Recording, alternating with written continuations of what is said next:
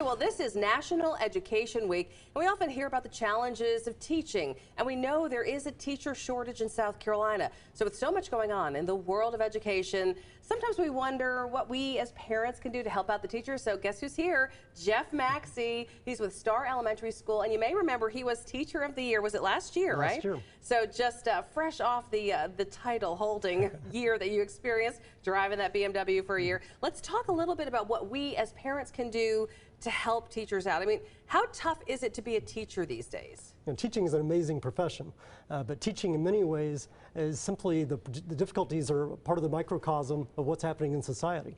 So when our society faces issues of poverty in a community, it often displays itself in the classroom through hungry students or students who have different traumatic experiences. We see students that have different disabilities and students that come to us not speaking English in their homes. And so inside our classroom, we look out there and all those societal issues are real people. Yep. They're little people sitting in our rooms. And so it's a challenge for teachers to figure out how do we engage each of these students? How do we get them excited about academic learning when there's so many other issues going on in their life that sometimes teachers aren't even prepared for? And our state's doing a lot in the area of mental health counseling, and they continue to decide how we're going to even do more of that in the future. When it comes to parents, you know, we get very focused on our own kid and their success, and that obviously is paramount and important, but how much of a role do we all as parents, as part of the community, need to take on those challenges and help the teachers out? I mean, are there things we all can do to help? Probably the simplest thing, and the one that almost seems trite, is that the words thank you carry a lot of weight.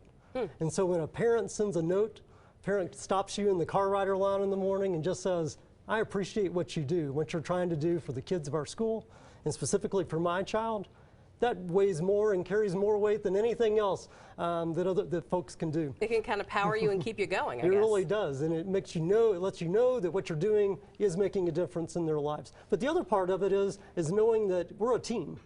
The parents are part of that team, the school and teachers are part of that team, and the student make up a part of that team.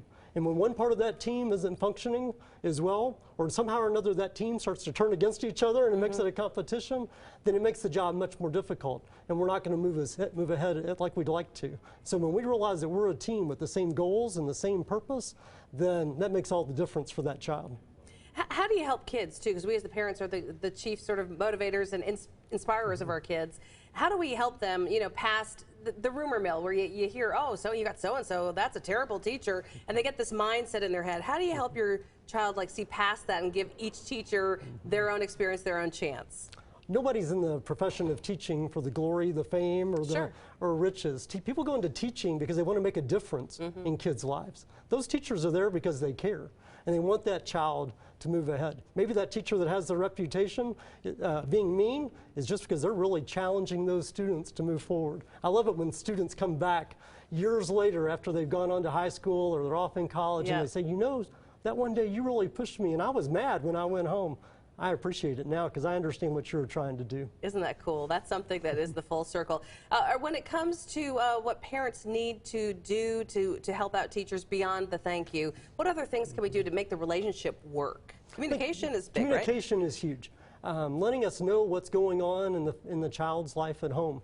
Letting us know those issues so that we recognize them when we're seeing them in the classroom. But also recognizing that there's a lot that can be done at home to reinforce what happens in the classroom every day. Reading with students, the data is just overwhelming, the difference that makes in the young elementary school students' lives. That when parents read together, when they visit the library and get books together, that the academic success and the chances of that student succeeding are way further ahead than students who don't have those same opportunities at home. Well, if you want to motivate a young person out there who's thinking about teaching, 20 seconds. If you want to choose a career that makes a difference and makes an impact and can change the future of the world, then choose teaching. Our heroes among us. Thank you so much, Jeff Maxey, for being here.